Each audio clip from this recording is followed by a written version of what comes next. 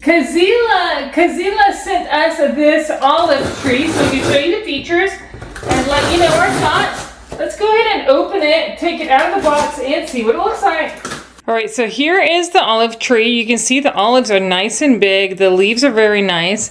This is the 7-foot tree they sent, and I just want to let you know that you're going to have to take it apart. So you're going to see that there is a twist tie here, and the trunk is separate. So you're going to want to cut this twist tie and then attach it right here where you see the arrow. That's where you're going to attach it. You're going to take this little plug off, and it's going to reveal this metal stem, and you're just going to slide it on. So let's go ahead and do that. All right, so now that I've detached it, you're going to take it, you're just going to slide it in, match the arrows, make sure it's all the way down and there's no gap. When you're done, you want to just remove the sticker so it's not obvious. See, the stickers match. And then once you have, look how tall that tree is. This is what it looks like before you fix the stems.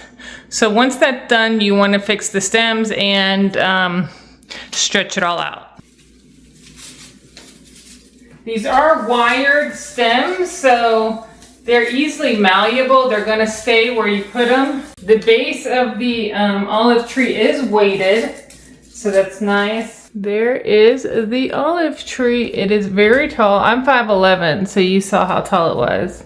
And you can easily put this in a nice pot. And we're gonna do that. So here it is. We put it in this ceramic pot with some moss. We also have it uplit to make it look even more special. And we have it between our living room and the kitchen, and we love it. Would highly recommend.